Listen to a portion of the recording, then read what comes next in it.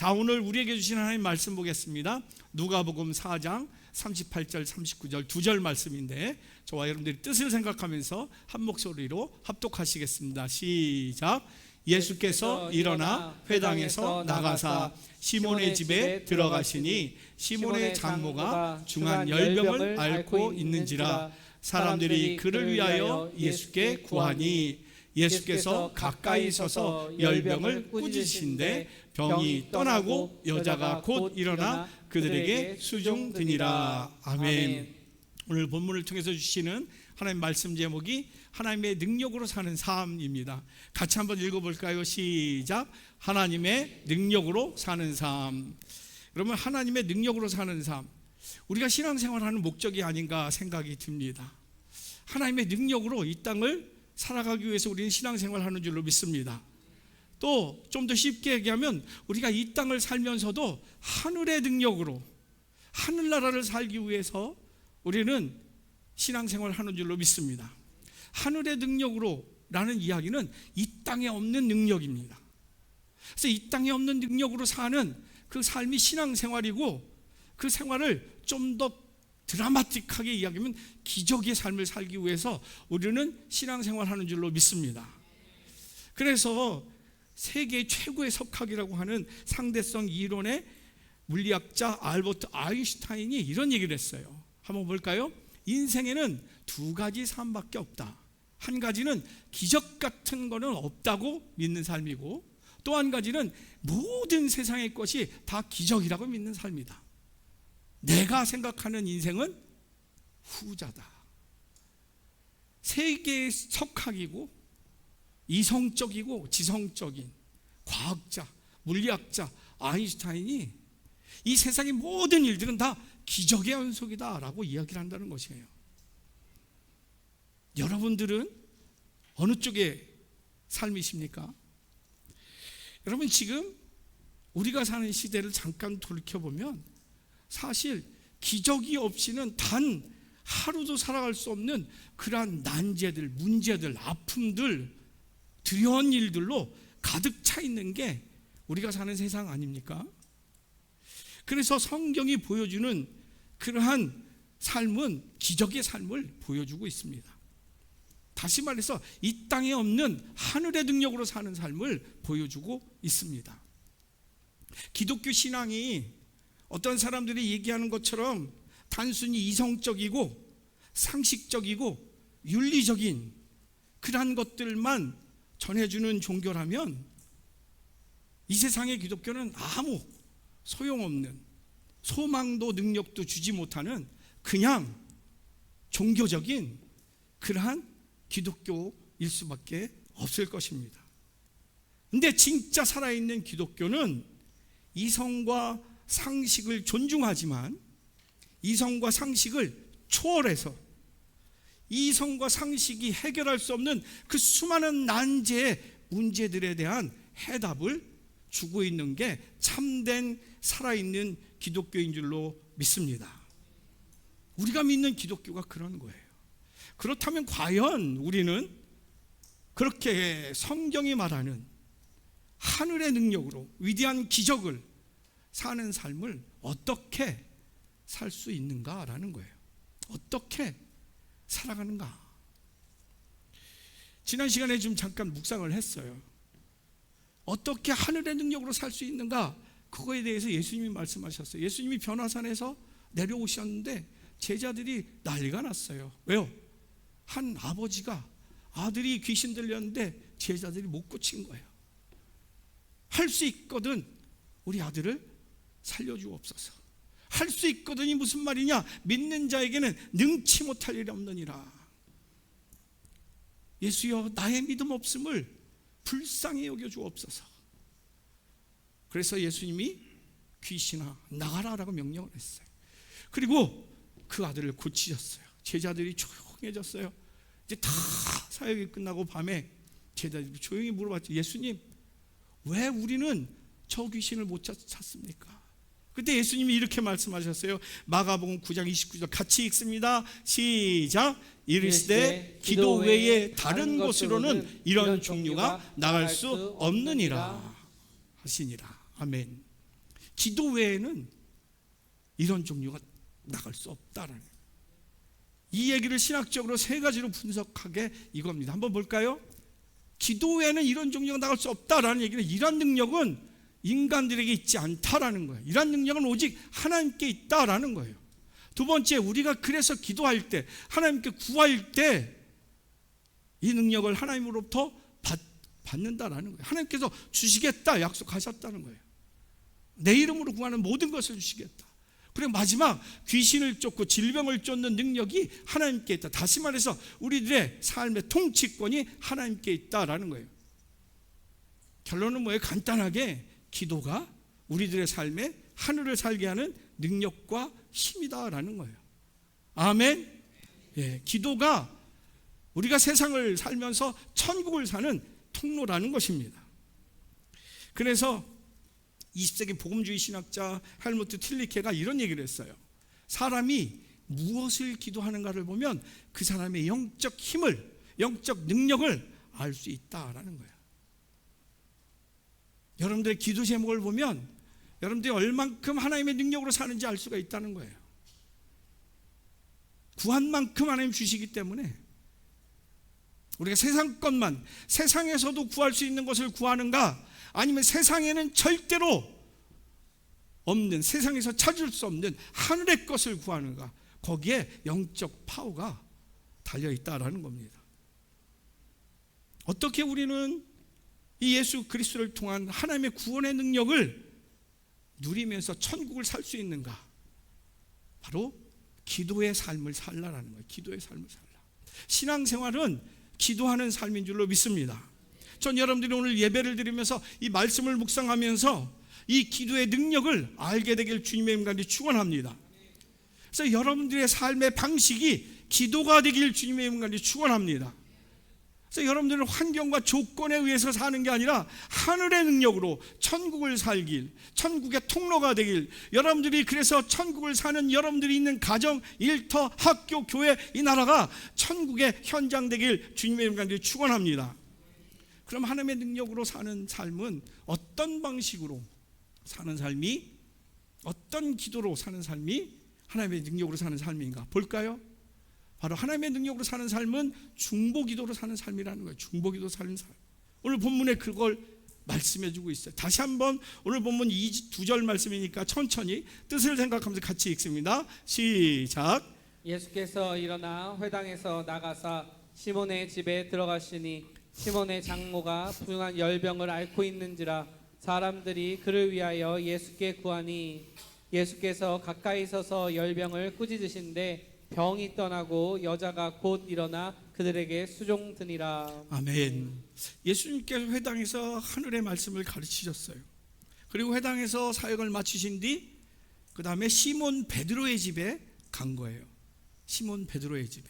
여기 시몬은 베드로의 집이에요. 근데 시몬 베드로의 장모가 열병을 앓고 있었다. 이 열병은 여기에는 나타나 있지 않았지만 신학 성서학자들에 의하면 말라리아였다, 또 창티푸스였다, 여러 가지 있어요. 그래서 고열로 정말 아무것도 할 수 없는, 물도 먹을 수 없는, 그래서 새카맣게 타들어가 죽어가는 그러한 열병이었다라고 얘기를 합니다. 그런데 예수님이 그것을 고쳐주셨어요. 열병을 꾸짖으셨다라는 거예요. 열병을 꾸짖으셨다. 열병을 인격화했어요. 꾸짖으셨다. 무슨 얘기예요? 영적인 병이다라는 거예요. 의학적인 질병이 아니라 영적인 병이었다라는 겁니다. 예수님께서 그 회당에서도 귀신을 내어 쫓았잖아요. 예수님의 그런 권능이 있어요. 왜? 모든 영적 존재는 예수님으로부터 창조되었고 예수님으로부터 통치되었기 때문에 꾸짖으셨다라는 거예요. 그래서 낫게 하셨어요. 그런데 베드로 장모가 나았어요. 거의 죽어가던 사람이 나은 거예요.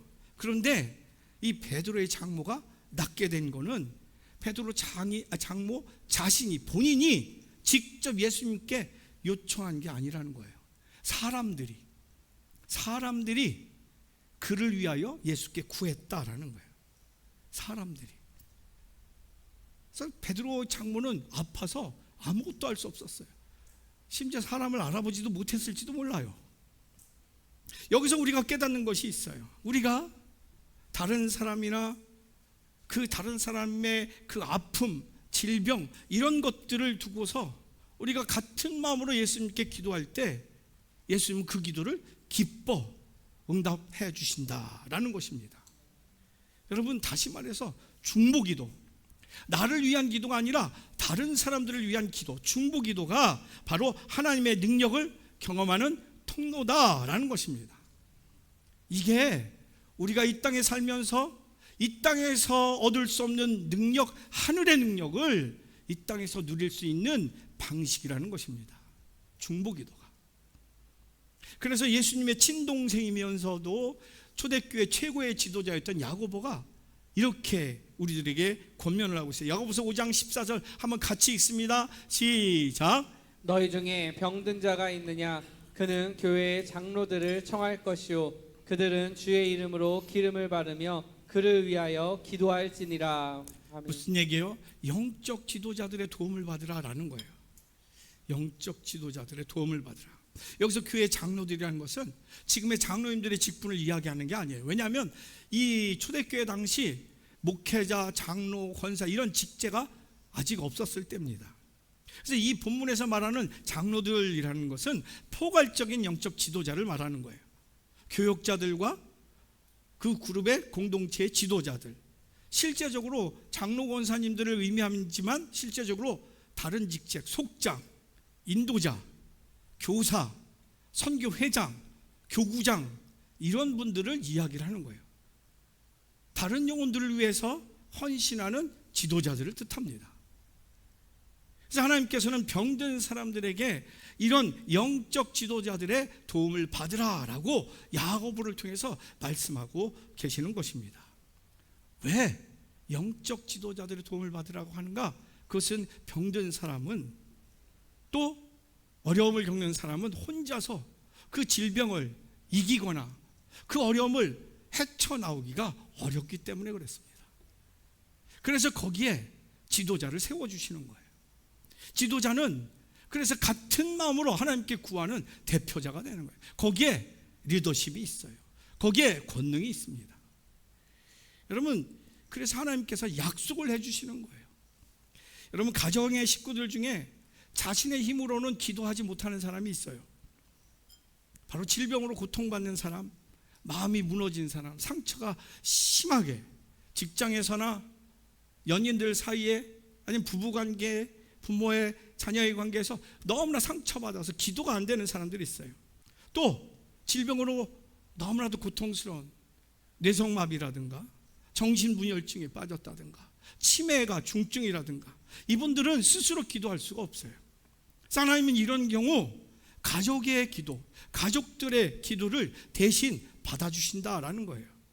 또 자녀들의 아픔들이 있어요. 자폐가 있는 자녀들, 또 발달장애로 고통당하는 그러한 자녀들이 있는 부모 너무나도 힘들어요. 근데 그 부모들에게 말씀을 하는 거예요. 하나님께서 낙심하지 말고 같은 마음으로 아이를 대신하여서 하나님께 구하면 하나님께서 들으신다 약속하여 주시는 줄로 믿습니다. 그 기도를 응답하셔서 치료하실 수도 있지만 치료 안 하는 과정 속에서도 그 아이의 영혼을 하나님께서 구원하여 주신다 약속하시는 줄로 믿습니다. 다시 말해서 신앙 공동체에서 같은 마음으로 합심해서 기도를 드리는 기도, 그 기도를 하나님은 가장 기뻐 응답하시는 줄로 믿습니다. 이게 얼마나 중요한지 몰라요. 공동체에서 같은 마음으로 드리는 기도가 생명을 살리게 돼요. 그래서 1부 때도 참 조심스럽게 말씀을 전했어요. 2부 때도 조심스럽게 말씀을 전하는데 정말 상처받지 않았으면 좋겠어요. 거기에 해당되는 분들은 그냥 하나님의 만지심으로 여러분 들으실 수 있기를 간절히 소망합니다. 최근에 목회데이터 연구소에서 발표한 한국 기독교 실태조사 자료가 나왔어요. 근데 그 조사 자료는 이미 우리가 알고 있는 것을 조사해서 확정했는데 교인들 가운데 예배드리는 분들 중에서 교인들 가운데 30%가 교회에 등록하지 않고 예배만 드린다는 거예요. 사실 우리 교회도 마찬가지예요. 우리 교회도 예배드리는 분 200명 정도 되는데 거기에 70%는 등록을 하고 다니세요. 근데 나머지 30%는 등록하지 않고 이사 오셔서 잠깐 오시는 분도 계시고, 또 등록하지 않고 그냥 좋아서 다니시는 분도 계세요. 그리고 또 등록한 그런 70% 중에서 약 80%는 속회에 소속이 되고, 선교에 소속이 되고, 교육부에 소속이 되고, 성가대나 찬양단에 소속이 되어서 서로 기도 제목을 나누고, 또 서로 그래서 기도를 해주는 그러한 공동체 생활을 하시는 분이 있는가 하면, 나머지 한 20%는 등록을 했다 해도 가정의 문제 때문에 집에 일찍 가서 섬겨야 되는 분들이 계시기 때문에, 또 어린아이들이 있기 때문에, 또 직장이 주일날 쉴 수가 없어서 예배만 빨리 드리고 교제는 나누지 못하고 가시는 분들이 사실 20% 됩니다. 그런데 이 연구소에서 그러한 분석을 이렇게 내놨어요.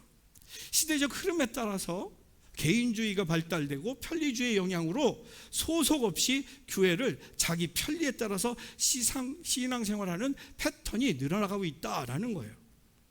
근데 평상시에는 이런 스타일의 교회 생활 편리하게 느낄 수도 있다. 그런데 문제가 언제냐? 그래서 무등록 교인의 문제 3가지를 얘기를 하고 있어요. 무등록 교인의 문제 3가지뿐만 아니라 등록은 했지만 공동체 생활을 하지 못하는 분들의 3가지 문제를 정리를 했더라고요. 한번 볼까요? 첫째, 그냥 예배만 드리고 가는 사람들은 책임 없는 신앙생활이 될 수밖에 없다라는 거예요. 여기서 책임 없는 무슨 책임이야? 공동체에 대한 책임이에요. 좀 더 이해를 돕기 위해서 가족인데 나이가 아들이 딸이 30이 넘었는데 가정의 일들을 돌보지 않아요. 자기 인생도 책임지지 못해요. 그냥 얹혀만 사는 거야. 자기 편한 것만 한다는 거야. 엄마 아빠들은 힘들어 죽겠는데. 그런 경우가 있어요. 책임이 없는 신앙생활, 책임이 없는 가정생활로 인해서 거기엔 진정한 영적 성숙이 없다라는 거예요. 두 번째는 지속적인 관계에 공동체가 없기에 무능력한 삶이 된다는 거예요. 그게 무슨 얘기냐 하면, 주변에 영향을 주고받고, 그래서 기도도 해주고 사랑도 주고 또 사랑도 받고 이러한 활동을 해야 되는데 그런 활동이 전혀 없기 때문에 가치를 못 느낀다는 거예요. 그래서 신앙생활도 거기에 기쁨을 누리고 기쁨을 주고받아야 되는데 그런 게 전혀 없으니까 허무주의에 빠진다는 거예요. 아, 교회 다녀도 쓸모없다. 마지막 3번째 가장 큰 문제는, 그냥 교회 평상시에는 그냥 다녀도 되는데 자기가 갑자기 삶의 위기가 닥쳤을 때, 아주 엄청난 어려움을 닥쳤을 때, 질병에 걸렸거나 재정적으로 큰 문제가 생겼을 때, 직장적으로 문제가 생겼을 때, 또 인간관계에 깨짐이 있었을 때 영적으로 도와줄 사람이 없다라는 거예요. 그래서 신학자들은 교회 정의를 이야기를 해요. 교회를 정의하고 있어요. 여러분들 교회론을 분명히 알아야 돼요. 교회 정의를 어떻게 아느냐? 한번 볼까요? 신학자는 교회 공동체를 고백 공동체로 정의하고 있어요. 그래서 교회는 구성원들의 신앙 고백 위에 세워졌기에 교회 공동체는 고백 공동체다라는 거예요. 여러분, 이거는 좀 더 그 신학자들이 정리한 거고, 실제적으로 교회가 언제 세웠는지 여러분 다 아시죠? 마태복음 16장 16절에 예수님께서 사역을 하시다가 때가 된 걸 아시고 제자들에게 물어봐요. 세상 사람들은 나를 누구라 하느냐? 제자들이 대답해요. 엘리야라 합니다. 또 다른 선지자라 합니다. 그때 예수님이 질문하세요. 그럼 너희는 나를 누구라 하느냐? 그때 베드로가 성령의 도우심으로 고백해요. 주는 그리스도시요 살아계신 하나님의 아들이십니다. 정확하게 고백을 해요. 그때 주님이 말씀, 베드로야, 이것은 네가 혈육으로 한 게 아니라, 지식으로 공부해서 누가 가르쳐서 한 게 아니라 성령께서 깨닫게 하신 것이다. 그러면서 말씀을 하세요. 마태복음 16장 18절, 너는 베드로라. 아니에요. 너는 베드로라. 내가 이 반석 위에 내 교회를 세우리니 음부의 권세가 이기지 못하리라. 너는 베드로라. 내가 이 반석 위에 내 교회를 세우리니. 무슨 얘기예요? 고백 위에 능력의 교회가 세워졌다라는 것입니다. 교회 공동체에서 능력을 받는 방법이 고백이라는 것이에요. 고백을 나누는 것이에요. 그때 비로소 그 사이에 하나님이 역사한다는 것입니다. 이게 핵심이에요. 속회에서 기도 제목을 나눠요. 선교에서 기도 제목 나눠요. 교회 봉사하면서 기도 제목을 나눠요. 서로를 위해서 기도하고, 그때 하나님이 응답하셔서 세상에서는 절대 얻을 수 없는 능력과 사랑과 위로를 하늘로부터 그 공동체를 통해서 받게 하신다는 거예요. 그래서 음부의 권세가 이기지 못하는, 그래서 너희들이 내가 천국의 열쇠를 주노니, 그 교회에 천국의 열쇠를 주노니 너희들이 땅에서 무엇을 매든지 하늘에서도 매일 것이요 땅에서 무엇이든지 풀면 하늘에서도 풀리리라 예수님이 약속해 주신 줄로 믿습니다. 여러분들이 다니는 교회가 바로 그런 교회예요. 건물이 아니에요. 교단이 아니에요. 어떤 유명한 목사님이 혼자 운영하는 교회가 아니에요. 어떤 경제적인 파워가 있는 장로님이 운영하는 게 아니에요. 바로 우리의 믿음의 고백, 그 고백의 나눔 속에 하나님께서 주신 음부의 권세가 이기지 못하는 권세와 천국의 열쇠를 주셨기에 우리는 교회를 통해서 천국을 살게 되는 줄로 믿습니다. 어떻게 해요? 합심 기도를 통해서, 중보 기도를 통해서. 그래서 그 공동체의 합심 기도나 중보 기도는 무엇을 보장하느냐? 기도의 응답을 보장받습니다. 이 얼마나 큰 축복인지 몰라요. 우리가 기도를 할 때 제발 응답되길 원해요. 근데 어떤 건 응답될 때도 있지만 하나님께서 딜레이 시킬 때도 있고 하나님께서 거부하실 때도 있어요. 물론 그것도 응답입니다. 하나님의 뜻에 따른 응답. 근데 우리가 합심하여 기도하는 것은 100% 하나님이 응답하신다 약속하신 줄로 믿습니다. 그래서 마태복음 18장 19절과 20절 여기서 약속하셔서 같이 읽습니다. 시작. 진실로 다시 너희에게 이르노니 너희 중에 두 사람이 땅에서 합심하여 무엇이든지 구하면 하늘에 계신 내 아버지께서 그들을 위하여 이루게 하시리라. 두세 사람이 내 이름으로 모인 곳에는 나도 그들 중에 있느니라. 누가 말씀하셨어요? 유명한 목사님이 아니에요. 예수님이 말씀하셨어요. 하늘에 계신 내 아버지께서 그들을 위해서 합심하여 무엇이든지 구하면, 이거는 안 되고 저건 안 되고 이건 하나님의 마음에 안 맞아, 이게 아니에요. 하나님이 약속하셨어요. 예수를 통해서. 우리가 2명, 3명 적은 숫자를 할지라도 같은 마음으로 기도하면 하나님께 직접 그 삶과 가정과 그 공동체에 개입하셔서 역사하시겠다는 약속인 줄로 믿습니다. 우리에게는 그게 있어야 돼요. 그 합심 기도가 있어야 돼요. 그래서 합심 기도하면 항상 떠오르는 그러한 간증이 있어요. 김진웅 목사님 간증. 합심 기도의 힘. 이분이 1974년과 75년에 정치범으로 16년, 15년형을 받고 수원교도소에 수감되고 옥살이를 합니다. 1년 동안 74년도에서 75년도까지 1년 동안 옥살이를 하고 있는데 75년 해가 바뀌고 1월 6일에 이 김진홍 전도사님이 청계천 빈민촌 목회를 했어요. 그런데 1년이 지나서 이 빈민촌 교인들 5명이 특별면회를 신청해서 온 거예요. 근데 내가 여기서 참 그 간증을 읽으면서 야, 대단하다. 목사도 아닌데 전도사인데 1년 동안 감옥 생활하는데 교인들이 찾아왔다고?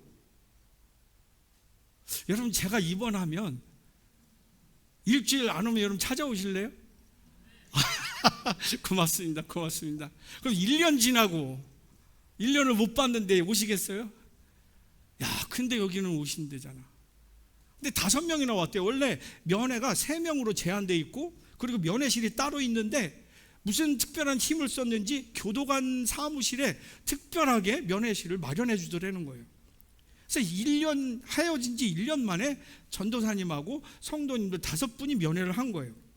그러면서 눈물 흘리면서 이렇게 얘기해요. 전도사님 고생 많으시죠? 조금만 참으세요. 내일부터 온 교인이 밤마다 교회당에 모여서 전도사님 석방을 위해서 40일간 철야 기도하기로 했습니다.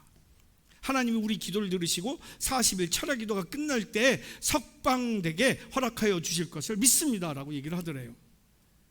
그때 전도사님, 이 김진홍 전도사님이 그 소리를 듣고 깜짝 놀라서 그게 무슨 소리입니까? 이 사투리, 그게 무슨 소리입니까? 빈민촌 사람들이 겨울이면 일거리가 없어서 먹고 살기도 힘든데 거기에다가 40일간 잠을 자지 않고 기도하면 건강을 해치게 됩니다. 그때 당시는 철야기도 해보셔서 알잖아요. 저도 신학대학 때 철야기도 4년 동안 했어요. 금요일 날마다 저녁 5시부터 그 다음날 새벽 기도 끝날 때까지 완전 철야 기도 하는 거예요. 그랬더니 이 판자촌 사람 성도들이 다 모여서 40일간 철야 기도를 했다는 거예요. 이 기도를 하면 건강을 해치게 됩니다. 나는 때가 되면 나가게 될 테니까 철야 기도하지 말고 잘 먹고 잘 지내면서 잘 계세요. 그게 복입니다. 근데 그렇게 만류하는 전도사님을 막으면서 이렇게 얘기하더래요. 전도사님, 사도행전을 보니까 베드로가 옥중에 있는데 교인들이 철야 기도하였더니 옥문이 열렸더라고요. 지금도 그 역사가 있을 줄로 우리는 믿습니다.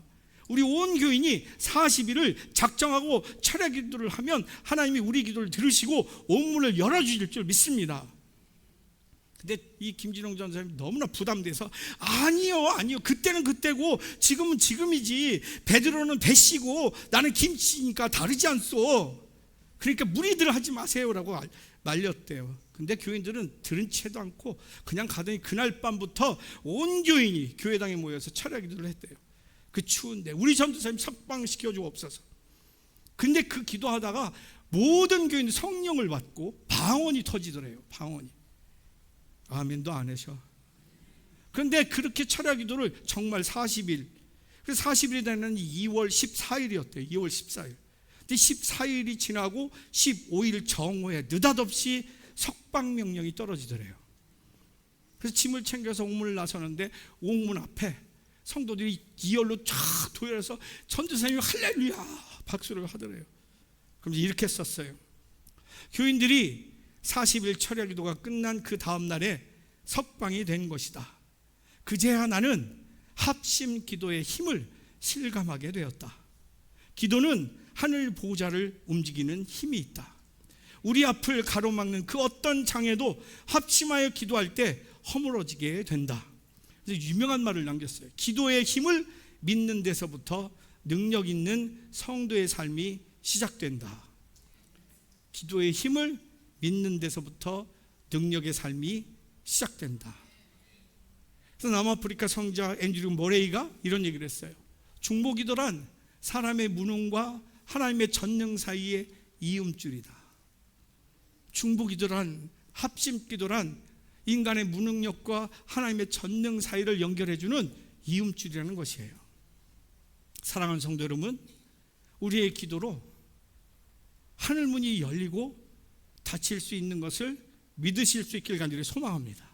땅의 문제로 우리가 기도할 때 하늘문이 열리고 하늘의 응답으로 해결되어지는 놀라운 역사가 임하게 될 줄로 믿습니다. 따라서 우리들은 서로가 기도의 동역자가 되어야 될 줄로 믿습니다. 개인이 하는 기도도 중요합니다만 서로를 위해서 기도하시길 바랍니다. 여러분, 이게 얼마나 중요한지 몰라요. 여러분, 하나님이 가장 확실하게, 가장 빨리, 가장 기쁘게 응답하시는 기도가 중보기도예요. 왜요? 중보기도는 자신을 위해서 기도하는 게 아니에요. 다른 영혼을 위해서 기도하는 거예요. 거기엔 순수합니다.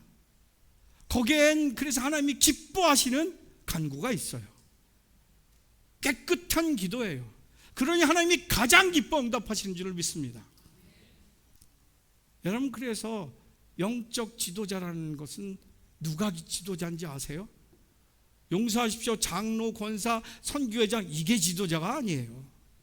자기에게 맡겨진, 속회에 맡겨진, 선교에 맡겨진, 성가대에 맡겨진, 찬양단에 맡겨진 그 영혼들을 위해서 눈물로 기도하는 영혼이 진짜 영적 지도자인 줄로 믿습니다. 그 영적 지도자에게 하나님께서는 기뻐 응답하셔서 그 입술에 권세를 주시는 줄로 믿습니다. 이게 얼마나 중요한 일이에요. 그 역사를 위해서 그 권세를 입술에 주기 위해서 그 입술의 기도가 끊이지 않게 위해서 그 영혼 리더의 건강을 지켜주실 줄로 믿습니다. 근심이 없게 하실 줄로 믿습니다. 물질로 비굴하지 않게 하실 줄로 믿습니다. 여러분, 영적 지도자가 그런 거예요. 지도자들은 그걸 사모해야 될 줄로 믿습니다. 이 성경 읽고 마칠게요. 누가복음 4장 39절 하반절에 보면 병이 떠나고 여자가 곧 일어나 그들에게 수종드니라. 베드로의 장모의 나이가 성서신학자들이라면 60세에서 70세 정도 됐을 것이다. 그때 말라리아나 장티푸스로 거의 목숨을 잃었을 것이다 라고 이야기를 해요. 근데 아무것도 할 수 없고 사람도 알아볼 수도 없고 새카맣게 타들어가서 죽을 상황이었는데 예수 그리스도로 살아났어요. 그리고 수종 들었어요. 곧 일어나. 여러분, 그 베드로의 장모의 모습, 수종 드는 모습 한번 상상해 보십시오. 옷도 안 갈아입었어요. 일어난 그 즉시로, 죽음에서 일어난 그 즉시로 막 머리는 산발이 됐을 거고 땀으로 범벅이 됐을 거고 때로 범벅이 됐을 거고 옷차림도 엉망이었을 거예요. 근데 너무나도 생명으로 기뻐서 예수님 발 앞에서 수종을 들었다. 그 얼굴이 눈물로 가득하고 감격으로 가득할 줄로 믿습니다. 감사합니다, 감사합니다, 감사합니다로 가득할 줄로 믿습니다. 여러분, 이게 참 기독교인의 신앙의 모습인 줄로 믿습니다. 저는 여러분들에게도 이러한 감사가 있길, 여러분들의 가정에도, 여러분들의 속회에도, 여러분의 선교에도, 여러분 봉사 공동체에도 이 고백이 있길 주님의 이름으로 축원합니다. 여러분, 가정에 교회에서 공동체 생활 못하는 분들이 계세요. 빨리 가야 되고 일이 있고 집안에 돌볼 사람이 있고 마음이 무너져서 교제가 어려운 분들이 있어요. 근데 가정에서는 반드시 기도 공동체가 있어야 돼요. 한 사람만이라도 손을 붙들고 기도할 수 있어야 돼요. 그때 하나님께서 그 사람을 통해서 그 가정을 역사하실 줄로 믿습니다. 질문 드리고 마칠게요. 지금 나에게 있어서 하나님의 능력을 주는, 하나님의 능력을 체험케 하는 기도 공동체는 어떤 것이 있습니까? 여러분들을 위해서, 여러분들이 힘들고 어려울 때, 두렵고 떨릴 때 기도해 주는 공동체 있습니까? 여러분, 염려하지 마세요. 생각이 안 나도 저랑 우리 목사님과 전도사님들이 새벽마다 여러분 이름 한 분 한 분을 불러가면서 기도하는 것을 믿으실 수 있길 간절히 소망합니다. 그리고 부탁드립니다. 여러분, 그러한 기도 여러분도 하셔야 돼요. 두 번째 질문, 기도 공동체를 통해 다른 사람을 위해 드리는 중보 기도는 무엇이 있습니까? 여러분의 기도 제목에 여러분과 여러분의 자녀들과 여러분 부모님과 여러분의 가정과 여러분 직장 말고 전혀 관계없는 다른 영혼들을 위해서 기도하는, 하나님이 가장 순수하게, 가장 기뻐, 가장 빨리 응답하실 수 있는 그 기도 제목 무엇이 있습니까? 전 여러분들에게 그 기도가 많길 간절히 소망합니다. 그래서 여러분들이 입술에 권세가 있길 간절히 소망합니다. 아유 속장님, 아유 숙인도자님, 아유 장로님, 아유 권사님, 아유 집사님, 이거 위해서 기도해줘, 이거 위해서 기도해줘, 맨날 그러는 여러분들 되시길 간절히 소망합니다. 저에게도 그런 분들이 계세요. 정말 목사인데도 절망하고 좌절할 때가 있어요. 근데 권사님들한테 몇몇 권사님들이 계세요. 기도해 주시는 권사님, 영적인 깊이와 파워가 있어요. 권사님, 제가 너무 힘듭니다. 이것 위해서 기도해 주세요. 그래서 어느 순간 기도해서 연락이 와요. 목사님, 그 응답됐습니다. 내 상황은 전혀 바뀐 게 없는데 응답됐대. 그래서 그 얘기를 딱 듣고 다음 날 가면 완전히 바뀌어져 있어요. 전 여러분들에게도 그러한 공동체, 그러한 기도가 있길 주님의 이름으로 축원합니다. 말씀 정리합니다. 하나님의 능력으로 사는 삶, 이 땅에서 하늘을 사는 삶은요, 중보 기도로 사는 삶이에요. 전 여러분들이 중보 기도의 능력을 알기를 간절히 소망합니다. 그리고 여러분들로 인해서 그 능력이 퍼져나가길, 그래서 여러분들이 있는 곳마다 천국의 역사가 일어나길 주님의 이름으로 축원합니다.